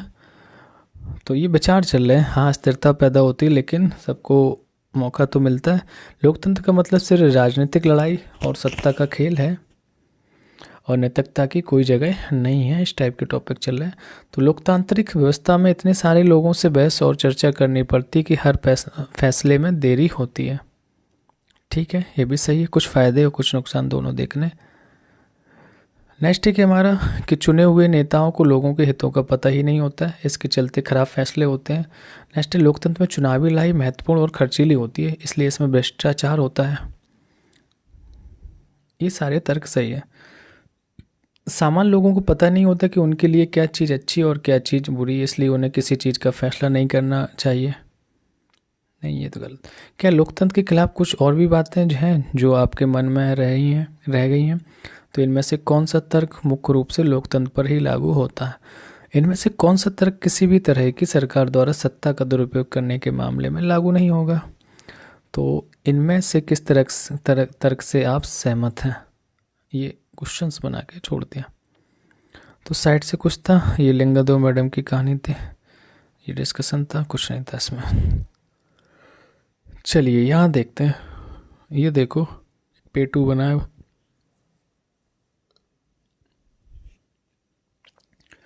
लिखा है कि निश्चित रूप से लोकतंत्र सभी समस्याओं को खत्म करने वाली जादू की छड़ी तो नहीं है भैया, है ना। लोकतंत्र ने हमारे देश में या दुनिया के अन्य हिस्सों में भी गरीबी नहीं मिटाई, ये भी बात सही है। सरकार के स्वरूप के तौर पर लोकतंत्र सिर्फ इसी बुनियादी चीज़ को देखता है कि लोग अपने बारे में खुद फैसले करें। तो इससे इस बात की गारंटी तो नहीं की जाती कि सभी फैसले अच्छे ही होंगे, लोग गलतियां भी कर सकते हैं। इन फैसलों में लोगों को भागीदार बनने में फैसलों में देरी होती है। यह भी सही है कि लोकतंत्र में जल्दी जल्दी नेतृत्व परिवर्तन होता है। कई बार बड़े फैसलों और सरकार की कार्यकुशलता पर भी इसका बुरा असर पड़ता है ना। तो इन तर्कों से यही लगता है कि हम लोकतंत्र का जो रूप देखते हैं वह सरकार का आदर्श रूप नहीं हो सकता है। पर वास्तविक जीवन में हमारे सामने यह सवाल नहीं होता है कि वहाँ सवाल यह होता है कि क्या हमारे पास सरकार के स्वरूपों जो विकल्प उपलब्ध हैं उनमें लोकतंत्र किसी भी दूसरे से बेहतर है या नहीं, ये देखना है। ठीक है। तो लोकतंत्र के पक्ष में तर्क की बात करते हैं। चीन की बात शुरू होती है। चीन में एक्चुअली क्या होता है कि चीन में 1958 से 61 के दौरान एक अकाल पड़ा। अकाल विश्व का इतिहास का अब तक का सबसे भयावह अकाल था। इसमें करीब 3 करोड़ लोग भूख से मर गए थे। कब? 1958 से 61 तक। उन दिनों भारत की आर्थिक स्थिति चीन से कोई बहुत अच्छी नहीं थी। फिर भी भारत की अगर बात करें, भारत में चीन के समान अकाल और भूखमरी की स्थिति नहीं आई थी। अर्थशास्त्रियों का मानना है कि ऐसा दोनों देशों की सरकारी नीतियों के अंतर के कारण हुआ। तो भारत में जो लोकतांत्रिक व्यवस्था होने से भारत सरकार ने खाद्य सुरक्षा को क्या किया था, खाद्य सुरक्षा के मामले में जिस तरह से काम किया वैसा करने की जरूरत चीनी सरकार ने महसूस नहीं की। अर्थशास्त्रियों का यह भी कहना है कि किसी भी स्वतंत्र और लोकतांत्रिक देश में कभी भी बड़ा अकाल और बड़ी संख्या में भूखमरी नहीं हुई है। अगर चीन में भी बहुदलीय चुनावी व्यवस्था होती तो विपक्षी दल होता तो सरकार की आलोचना कर सकने वाली स्वतंत्र मीडिया होती तो इतने सारे लोग भूख से नहीं मर सकते थे।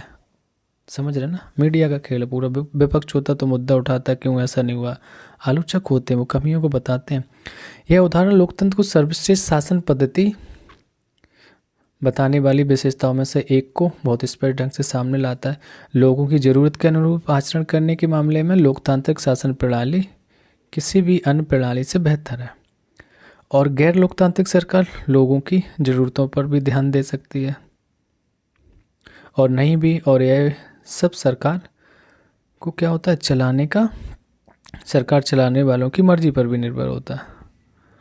अगर शासकों को कुछ करने की ज़रूरत नहीं लगती तो उनको लोगों की इच्छा के अनुरूप काम करने की ज़रूरत नहीं है। पर लोकतंत्र में यह ज़रूरी है कि शासन करने वाले आम लोगों की ज़रूरतों पर तत्काल ध्यान दें। तो लोकतांत्रिक शासन पद्धति लोकतांत्रिक शासन पद्धति दूसरों से बेहतर है क्योंकि यह शासन का अधिक और जवाबदेही वाला स्वरूप है। समझ में आ गया? चीन में अगर ऐसी चीज़ होती, लोकतंत्र होता और विपक्षी दल पार्टी होती तो ऐसा नहीं होता।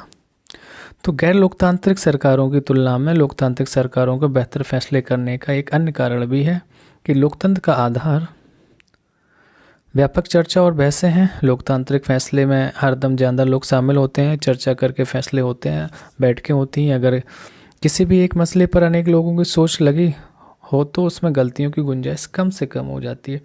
इसमें कुछ ज़्यादा समय ज़रूर लगता है, लेकिन महत्वपूर्ण मसलों पर थोड़ा समय लेकर फैसले करने के अपने लाभ भी हैं। तो इससे ज़्यादा उग्र या गैर जिम्मेदार फैसले लेने की संभावना घटती है कि उग्र फैसले रहेगा या गैर जिम्मेदार है, क्योंकि विपक्ष बटाया आलोचना करेगा तो हम लोग उसको ध्यान देते हैं। तो इस प्रकार लोकतंत्र बेहतर निर्णय लेने की संभावना बढ़ाता है।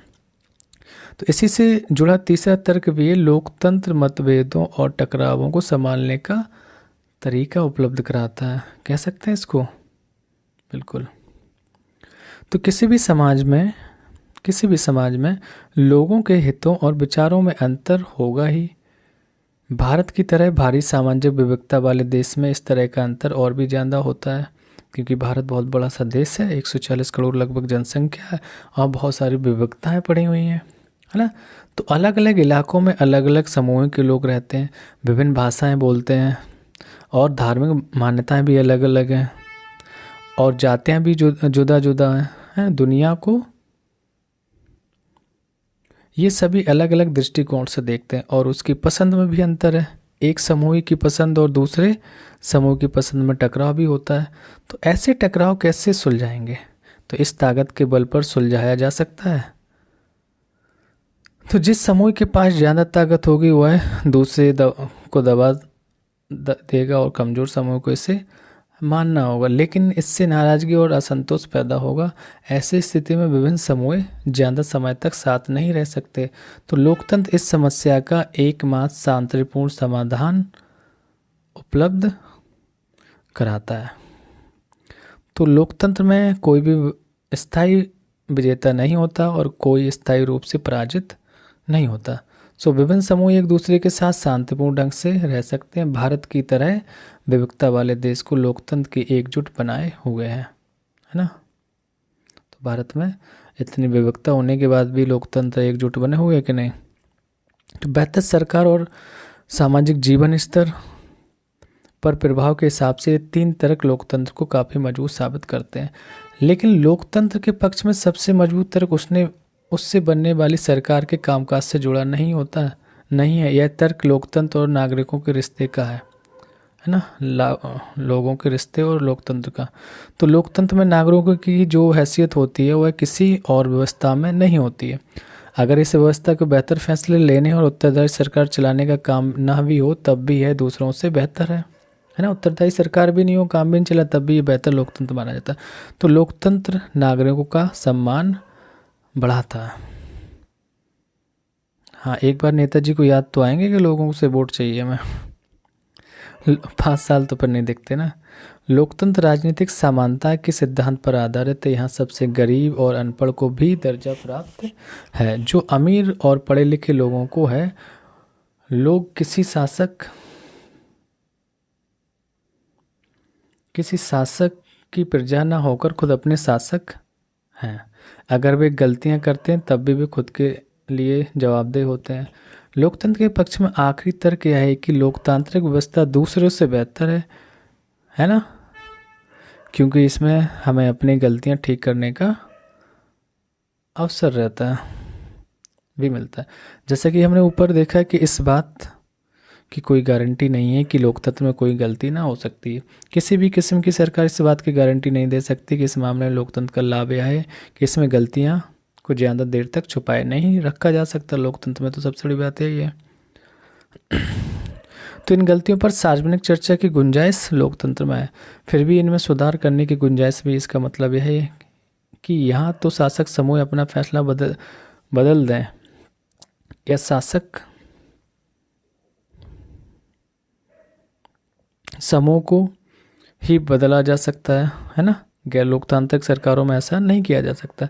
चलें अब इस चर्चा को समेट लोकतंत्र हमें सब चीज़ नहीं दे सकता और न ही यह सभी समस्याओं का समाधान है, लेकिन यह साफ तौर पर उन सभी दूसरी व्यवस्थाओं से बेहतर है जिन्हें हम जानते हैं, और दुनिया के लोगों को जिनका अनुभव है यह अच्छे फैसले के लिए बेहतर अवसर उपलब्ध कराता है। इसमें लोगों की इच्छाओं का सम्मान किए जाने की जो ज़्यादा संभावना है, और इसमें अलग अलग तरह के लोग ज़्यादा बेहतर ढंग से साथ साथ रह सकते हैं। अगर इनमें से कुछ काम करने में असफल रहता है तब भी इसमें गलती सुधारने की संभावना है। इसमें सभी नागरिकों को ज़्यादा सम्मान मिलता है। इसी तरह से लोकतंत्र को सबसे अच्छी शासन व्यवस्था माना जाता है। ये हमारा निष्कर्ष हो गया था। ठीक है, तो ये देख लेते हैं, एक बार चेक कर लेते हैं कहीं ऊपर कोई साइड से चीज़ें तो नहीं आई थी। अगर भारत में लोकतंत्र नहीं अपनाता तो क्या हुआ होता? क्या ऐसी स्थिति में हम एक राष्ट्र बने रह सकते थे? नहीं भैया, 28 राज्य, जितनी विविधताएं, पता नहीं कितने टुकड़े करते भारत के, सब अपना अपना मांग करते, और तो कुछ आया नहीं था। अच्छा, ये कार्टून ब्राज़ील का है, तो ये तानाशाही के बारे में देख लेते हैं क्या था। ये बना है, देखो सबको बैठ के रखे, क्या था। यह कार्टून ब्राज़ील का है जिसे तानाशाही के लंबे दौर का अनुभव है। इसका शीर्षक है तानाशाही का छुपा पक्ष। इस कार्टून में किस छुपे पहलू को उजागर किया गया है? क्या हर तानाशाही का एक पक्ष छुपा रहे, यह जरूरी है? अगर संभव हो तो चिले के पिनोसे, पोलैंड के जारू जेलेस्की, नाइजीरिया के सनी अबाचा और फिलीपींस के फेर्डिनांड मार्कोस के बारे में भी ऐसी जानकारी इकट्ठी करें। ये सब कैसे थे? तानाशाही थे। चलिए नीचे पहुंचते हैं हम लोग। यहाँ देखते हैं क्या था ये। इसमें लिखा है कि हम मतदाता बहुत नाराज हैं, हम अब और सहन नहीं करेंगे। ये लिबरल बहुत घमंडी हो गए हैं और इन्होंने सरकार में हमारा विश्वास ही तोड़ दिया। ये जनता आपस में बात करी, हमारा धन हड़प लिया है। 28 जून को होने वाले चुनाव में हम वही करने जा रहे हैं जो एक कैनेडियन सबसे अच्छे ढंग से करता है, यानी हम उनको फिर से जिता देंगे। जो भी हो, ये राजेश और मुजफ्फर ने एक लेख पढ़ा, उसमें बताया गया है कि किसी भी लोकतांत्रिक देश ने दूसरे लोकतांत्रिक देश के साथ कभी लड़ाई नहीं छेड़ी। लड़ाई तभी होती है जब कम से कम एक देश में गैर लोकतांत्रिक सरकार होती है। पर लेख पढ़ने के बाद राजेश ने कहा कि यह लोकतंत्र के पक्ष में कोई अच्छा तर्क नहीं है, ऐसा सिर्फ संयोग से हुआ होगा। यह संभव है कि भविष्य में लोकतांत्रिक देशों के बीच भी युद्ध हो भी सकता, होता भी है ना। मुजफ्फर का कहना था कि ऐसा सिर्फ संयोग नहीं हो सकता, लोकतंत्र में जिस तरह से फैसले लिए जाते हैं उसमें युद्ध होने का अंदेशा काफ़ी कम हो जाता है। सही बात है। तो इन दोनों विचारों में से आपकी सहमति किसकी तरफ है, ये बताना था। कहाँ पहुँचे, क्या समझे? तो बहुत कुछ समझ लिए। ये कार्टून कनाडा के 2004 के संसदीय चुनाव के ठीक पहले का प्रकाशित हुआ था। इस कार्टून समेत सभी लोगों का मानना था कि लिबरल पार्टी ही एक बार फिर चुनाव जीत जाएगी, पर जब नतीजे आए तो लिबरल पार्टी चुनाव हार गई। यह कार्टून लोकतंत्र के खिलाफ तर्क देता है और लोकतंत्र के पक्ष में भी। तो लोकतंत्र का बृहत्तर अर्थ, बड़े तौर पर इसका अर्थ देखना है। चलिए रीड करते हैं। इस अध्याय में हमने लोकतंत्र की एक सीमित और विवरणात्मक शैली में चर्चा की। तो हमने शासन के एक स्वरूप के तौर पर लोकतंत्र को समझा। लोकतंत्र की इस प्रकार की व्यवस्था, इस प्रकार की व्याख्या हमें न्यूनतम विशेषताओं या गुणों की पहचान कराती है जो लोकतंत्र की जरूरत है। हमारे समय में लोकतंत्र का सबसे आम रूप प्रतिनिधित्व वाला लोकतंत्र। कौन सा? प्रतिनिधित्व वाला।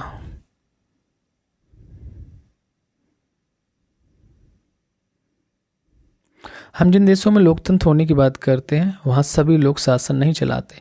सभी लोगों की तरफ से बहुमत को फैसले लेने का अधिकार होता है। यह बहुमत भी स्वयं शासन नहीं चलाता। बहुमत का शासन भी चुने हुए प्रतिनिधियों के माध्यम से होता है ना, जिसको हम लोग वोट देते हैं। यह जरूरी हो जाता है क्योंकि आधुनिक लोकतांत्रिक शासन व्यवस्था में इतने अधिक लोग होते हैं कि हर बात के लिए सबको साथ बैठकर सामूहिक फैसला कर पाना संभव ही नहीं हो सकता। तो अगर यह संभव हो तब भी हर एक नागरिक के पास हर फैसले में भाग लेने का समय, अच्छा या योग्यता और कौशल नहीं होता। तो इसमें हमें लोकतंत्र की स्पष्ट लेकिन न्यूनतम जरूरी समझ मिलती है। इस स्पष्टता से हमें लोकतांत्रिक और अलोकतांत्रिक सरकारों में अंतर समझ में आता है, करने में मदद मिलती है। लेकिन इसमें हमें एक सामान्य लोकतंत्र और एक अच्छे लोकतंत्र के बीच अंतर करने की क्षमता नहीं मिल पाती। इसमें हम लोकतंत्र को सरकार से परे जाकर नहीं समझ पाते। इसके लिए हमें लोकतंत्र के बेहतर अर्थ को समझना होगा। चलिए और भी डेफिनेशन से लोकतंत्र की बड़े तौर पर देखते हैं। तो ये देखो ढेर सारे हमारे नेताओं की फ़ोटो बनी है, कार्टून बूझे। तो ये यूनिटी, डेमोक्रेसी, सेकुलरिज्म, इक्वलिटी, ये जो संघ है, लोकतंत्र है, सेकुलरिज्म है, इक्वलिटी, समानता, ये सारी चीज़ें, इंडस्ट्रियल्स ग्रोथ, इकोनॉमिक प्रोग्रेस, ये सारे लिखे चीज़ें, trade, foreign collaborations, export increase. तो we have passengers, cars, computers, mobiles, phones. तो दस देयर हैज़ बीन स्पेक्टेकुलर, ये सारी चीज़ें कुछ लिखी हैं। 50 ये जो ग्लोरियस ईयर्स हैं इसके बारे में कोई बैठा है देश को डेवलप करने के लिए, सारी चीज़ें उसको न्यूज़ को देख रहा है। तो प्रसिद्ध कार्टूनिस्ट R.K. लक्ष्मण का यह चर्चित कार्टून देश की आज़ादी की स्वर्ण जयंती पर टिप्पणी करता है। दीवार पर बने चित्रों में से आप किन किन को पहचानते हैं? क्या देश के बहुत से आम आदमी इस कार्टून के आम आदमी की तरह सोचते हैं? देख लो भैया, बहुत सारे नेता बने इसमें।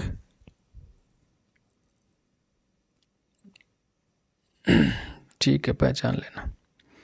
कई बार हम लोकतंत्र का प्रयोग सरकार से अलग संगठनों के लिए करते हैं। जरा इन कथनों पर भी गौर कीजिए। हम लोगों का परिवार काफ़ी लोकतांत्रिक है। जब भी फैसला करना होता है तो हम सभी साथ बैठकर आपसी सहमति से फैसले लेते हैं। फैसले में मेरे विचारों का भी उतना ही महत्व होता है तो जितना मेरे पिताजी का है। ये बच्चे डिस्कस करें। मुझे वे शिक्षक नापसंद हैं जो कक्षा में छात्रों को बोलने और सवाल पूछने की इजाज़त नहीं देते हैं। मैं तो ऐसा शिक्षक पसंद करूँगी जो लोकतांत्रिक मानसिकता का हो। ये डिस्कशन चल रहा है। एक नेता और उसके परिवार के लोग इस पार्टी के सारे फैसले करते हैं। वे क्या लोकतंत्र की बात करेंगे? चलिए देखते हैं क्या। तो लोकतंत्र शब्द का इस तरह का प्रयोग फैसले लेने के उनके बुनियादी तरीकों को उजागर करता है। तो लोकतांत्रिक फैसले का मतलब होता है कि उस फैसले से प्रभावित होने वाले सभी लोगों के साथ विचार विमर्श करने के बाद उनकी संस्कृति से फैसले स्वीकृति से फैसला लेना। यानी तो जो बहुत शक्तिशाली ना हो उसका भी फैसले में इतना ही महत्व होना जितना किसी बहुत शक्तिशाली का। यह बात सरकार या परिवार में भी लागू होती है। ठीक है। और किसी अन्य संगठन में भी। तो इस प्रकार लोकतंत्र एक ऐसा सिद्धांत है जिसका प्रयोग जीवन के किसी भी क्षेत्र में हो सकता है। समझ गए ना? कई बार हम लोकतंत्र शब्द का प्रयोग किसी मौजूदा सरकार के लिए नहीं करके कुछ आदर्शों के लिए करते हैं। इन्हें पाने का प्रयास सभी लोकतांत्रिक शासकों को जरूर करना चाहिए। तो इस देश में वास्तविक लोकतंत्र तभी आएगा जब किसी को भी भूखे पेट सोने की जरूरत नहीं रहेगी। तो हम मान लेंगे लोकतंत्र है। लोकतंत्र में प्रत्येक नागरिक को फैसला लेने का समान भूमिका निभानी चाहिए। इसके लिए वोट के समान अधिकार पर भी जरूरत नहीं है ना? हर नागरिक को इसके लिए सूचना की समान उपलब्धता है। बुनियादी शिक्षा, बुनियादी संसाधन और पक्की निष्ठा होनी चाहिए। अगर हम इन आदर्श जो पैमानों के आधार पर आज की शासन व्यवस्थाओं को परखेंगे तो लगेगा कि दुनिया में कहीं भी लोकतंत्र नहीं है। फिर भी आदर्श के रूप में लोकतंत्र की हमारी समझदारी में बार बार यह याद दिलाती कि हम लोकतंत्र को इतना महत्व क्यों देते हैं। इससे हमें मौजूदा लोकतांत्रिक व्यवस्था को परखने और उनकी कमजोरी की पहचान करने में मदद मिलती है। तो इसमें हमें न्यूनतम या काम चलाऊ लोकतंत्र और अच्छे लोकतंत्र के बीच का अंतर समझने में मदद मिलती है। तो इस किताब में हमने लोकतंत्र की व्यापक अवधारणा पर ज़्यादा बातें नहीं की। हमने सिर्फ शासन के एक तरीके के रूप में लोकतंत्र के कुछ बुनियादी संस्थागत स्वरूपों की चर्चा की है। तो अगले साल आप लोकतांत्रिक समाज और अपने लोकतंत्र के मूल्यांकन के तरीकों के बारे में और ज़्यादा बातें जानेंगे। तो इस समय हमें सिर्फ इतना याद कर लेना जरूरी है कि लोकतंत्र जीवन के अनेक पहलुओं में प्रशासनिक और लोकतंत्र कई रूप में ग्रहण कर सकता है। समानता के आधार पर चर्चा और विचार विमर्श के बुनियादी सिद्धांतों को माना जाए तो लोकतांत्रिक ढंग का फैसला भी कई तरह का हो सकता है। आज की दुनिया में लोकतांत्रिक शासन व्यवस्था का सबसे आम रूप है लोगों द्वारा चुने गए प्रतिनिधियों के माध्यम से शासन चलाना। इसके बारे में हम अध्याय 4 में ज़्यादा विस्तार से पढ़ेंगे। लेकिन जब समुदाय छोटा हो तब लोकतांत्रिक फैसले लेने के दूसरे तरीके भी अपनाए जा सकते हैं। तो फिर भी लोग साथ बैठकर सीधे वही फैसले कर सकते हैं। किसी गांव की ग्राम सभा को इसी तरह का काम करना चाहिए। क्या आप लोकतांत्रिक फैसले लेने के कुछ तरीकों की कल्पना कर सकते हैं? तो ये क्वेश्चंस भी बना देते हैं कि आपने क्या पढ़ा, तो कर सकते हैं, क्यों नहीं कर सकते। इसका यह भी मतलब हुआ कि किसी भी देश में आदर्श लोकतंत्र नहीं है। लोकतंत्र की जिन विशेषताओं की चर्चा हमने इस अध्याय में की है वे लोकतंत्र की न्यूनतम शर्तें हैं भैया। तो पर इनसे यह आदर्श लोकतंत्र नहीं बनता। एक आदर्श लोकतंत्र के निर्णय लेने की प्रक्रिया लोकतांत्रिक होनी चाहिए। हर लोकतंत्र को इस आदर्श को पाने का प्रयास करना चाहिए। यह स्थिति एक बार में और एक साथ सभी के लिए हासिल नहीं की जा सकती। इसकी लोकतांत्रिक फैसले लेने की प्रक्रिया को पचाए रखने और मजबूत करते जाने की ज़रूरत होती है। नागरिक के तौर पर हम जो भी काम करते हैं वह भी एक टाइप से आपका हमारे देश के लोकतंत्र को अच्छा या खराब बनाने में मदद करता है। अच्छा काम करेंगे तो अच्छा कर रहा है। यही लोकतंत्र की ताकत है और यही कमजोरी भी, कि लोग वहाँ के कैसे काम कर रहे हैं।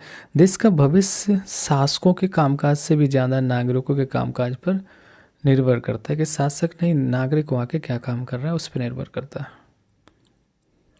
यही चीज़ लोकतंत्र को अन्य शासन व्यवस्थाओं से अलग करती है। राजाशाही, तानाशाही या एक दल के शासन जैसी अन्य व्यवस्थाओं में सभी नागरिकों को राजनीति में हिस्सेदारी करने की जरूरत नहीं रहती है। दरअसल अधिकांश गैर लोकतांत्रिक सरकारें चाहती ही नहीं कि राजनीति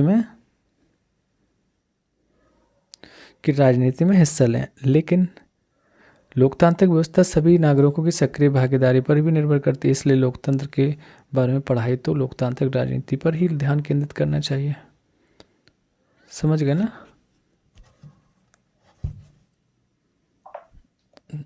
चलिए आगे देखते हैं क्या। खुद करें, खुद सीखें। क्या अपने विधानसभा और संसदीय क्षेत्र के सभी मतदाताओं की संख्या का पता लगाएं। फिर यह पता करें कि आपके आसपास के सबसे बड़े स्टेडियम या हॉल में कितने लोग बैठ सकते हैं। फिर सोचें कि क्या एक विधानसभा या संसदीय क्षेत्र के मतदाताओं का एक साथ बैठना, सार्थक चर्चा करना और लोकतांत्रिक फैसले करना संभव है। समझ गए ना? जनसंख्या ज़्यादा हो जाएगी। चलिए, यहाँ 4 देश के बारे में सूचनाएं। इन सूचनाओं के आधार पर आप इन देशों का वर्गीकरण किस तरह करेंगे। इनके सामने लोकतांत्रिक, अलोकतांत्रिक और पक्का नहीं है लिखें, है ना? तो लिखा है देश का में जो लोग देश के आधिकारिक धर्म को नहीं मानते उन्हें वोट डालने का अधिकार नहीं है, तो एक लोकतंत्र नहीं है।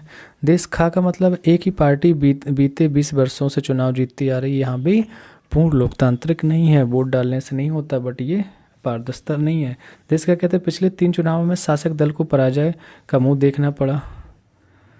तो यही तो होगा, पिछले 3 दशकों में शासक दल को पराजय का मुंह देखना पड़ा। हाँ, तो ये लोकतंत्र हो जाएगा कि हार रहे जीत रहे बदल रही सरकार। देश गाँव में यहाँ स्वतंत्र चुनाव आयोग नहीं है, तब भी नहीं है आपका।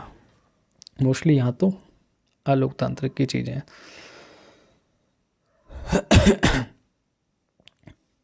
चुनाव आयोग नहीं है तो ये पक्का नहीं है ना। और पिछले 3 चुनाव शासक दल के, तो ये आपका लोकतांत्रिक हो सकता है। बदल गया, एक पार्टी 20 वर्षों चुनाव जीतती जा रही है, तो लोकतंत्र जीत सकती है। जो लोग देश के आधिकारिक धर्म को नहीं मानते, वोट डालने का अधिकार नहीं, तो आज लोकतांत्रिक है। चलिए, फिर से वही चीज़ें दी गई।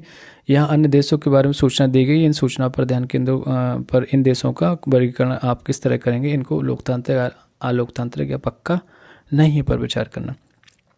जो संसद नेता प्रमुख जो की मंजूरी के बिना सेना के बारे में कोई कानून नहीं बना सकती। जो कह रहा है कि अगर जो संसद न्यायपालिका के अधिकारों में सॉरी, पहला का देखना, संसद जो सेना प्रमुख की मंजूरी के बिना, तो यहाँ भैया कहाँ से लोकतंत्र है? तो ये तो बिल्कुल नहीं है, अलोकतांत्रिक है। दूसरा है, अच्छा, संसद न्यायपालिका के अधिकारों में कटौती का कानून नहीं बना सकती, तब भी ये लोकतंत्र नहीं है, मतलब अलोकतांत्रिक है। देश के नेता बिना पड़ोसी देश की अनुमति के किसी और देश से संधि नहीं कर सकते, अलोकतंत्र, ये पक्का लोकतंत्र नहीं है। नहीं सॉरी, यहाँ लोकतंत्र तो हो सकता, बट डिपेंड नहीं, लोकतंत्र कहाँ, स्वतंत्रता ही नहीं है जब दूसरे से। देश के सारे आर्थिक फैसले केंद्रीय बैंक के अधिकारी करते हैं, जिससे मंत्री भी नहीं बदल सकते। तो ये तो और पक्का नहीं है कि बदल नहीं रहे। इनमें से कौन सा तर्क लोकतंत्र के पक्ष में अच्छा नहीं है और क्यों? लोकतंत्र में लोग खुद को स्वतंत्र और समान मानते हैं। सही है। लोकतांत्रिक व्यवस्थाएं दूसरों की तुलना में टकरावों को ज़्यादा अच्छी तरह से सुलझाती हैं, तो ये भी सही है। लोकतांत्रिक सरकार लोगों के प्रति उत्तरदायी होती, सही है। लोकतांत्रिक देश दूसरों की तुलना में से ज़्यादा समृद्ध होते हैं। ये तुलना से मतलब नहीं है, अपना जैसे भी काम करेगा वो चलता रहेगा, ये मोस्टली सही है।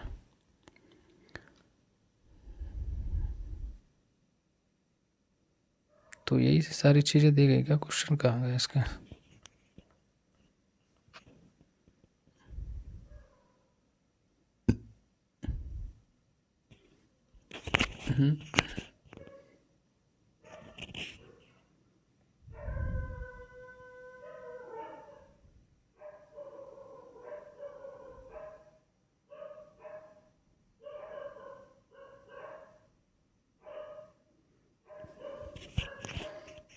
ठीक है,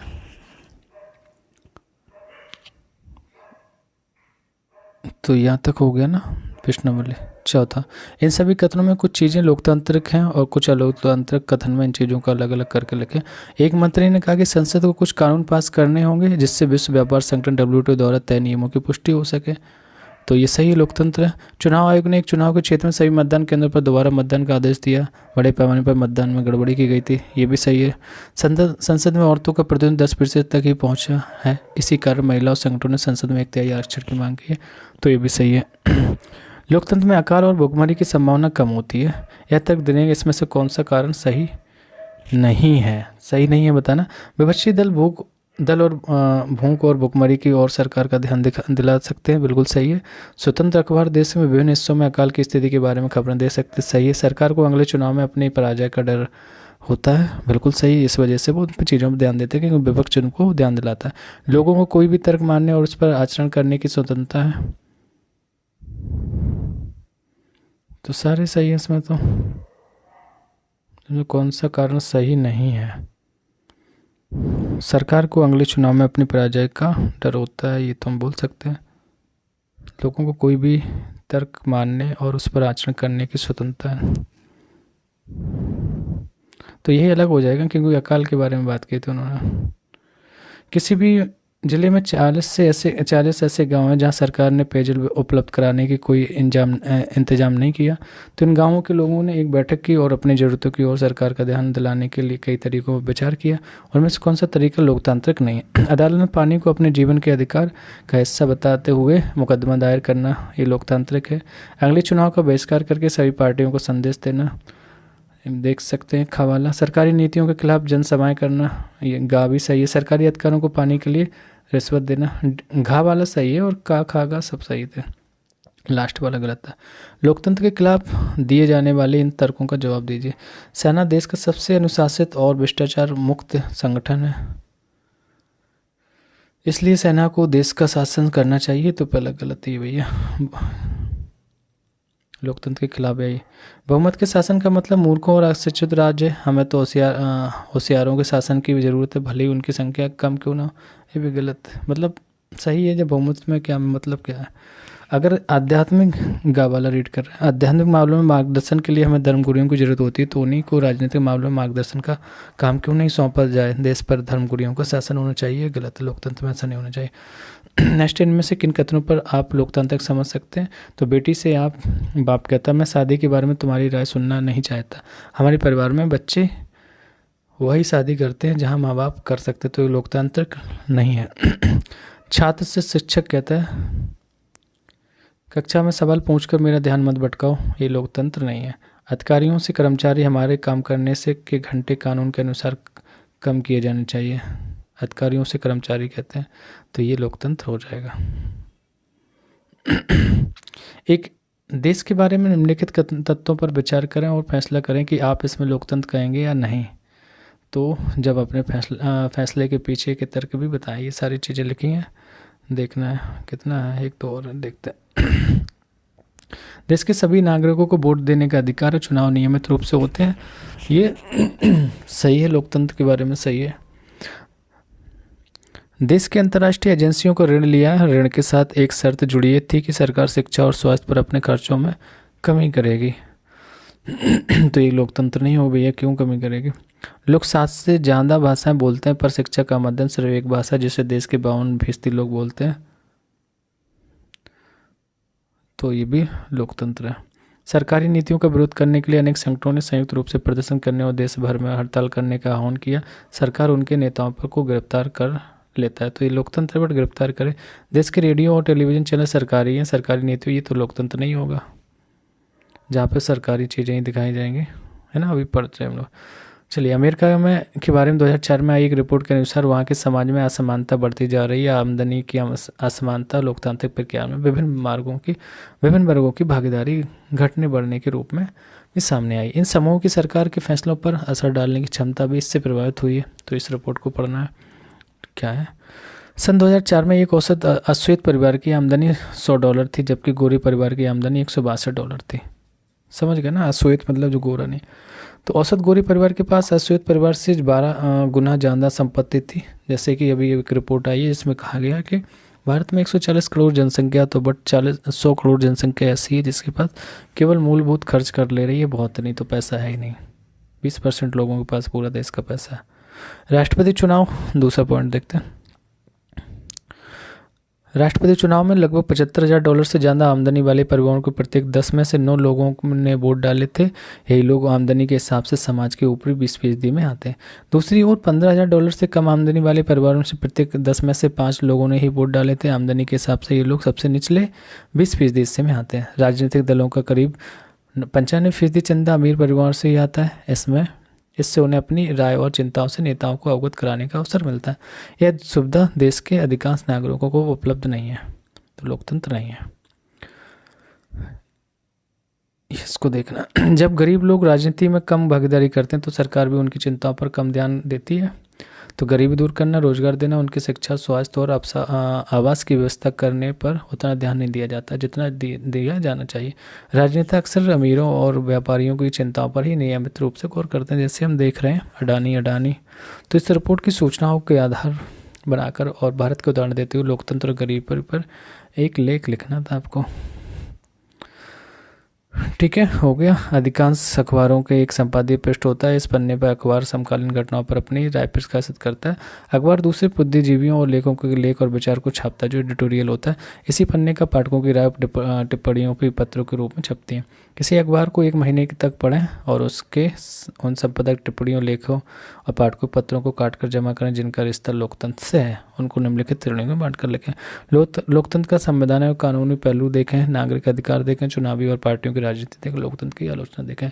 तो आई होप आप लोगों को ये चीज़ें एनसीईआरटी का, ये क्लास 9th के एनसीईआरटी का पहला टॉपिक था और आप लोगों को समझ में आया होगा। ऐसे करके आपको सारी चीज़ें कंप्लीट कराई जाएंगी 6 से लेकर 12 तक। तो चैनल को लाइक करें, सब्सक्राइब करें और इसको शेयर करें कि आपको एनसीईआरटी, यूपीपीसीएस, स्टेट पीसीएस कोई भी एग्जाम दे रहे हैं, एनसीईआरटी के बाहर कोई चीज़ नहीं रहती है। जुड़े रहें मेरे साथ।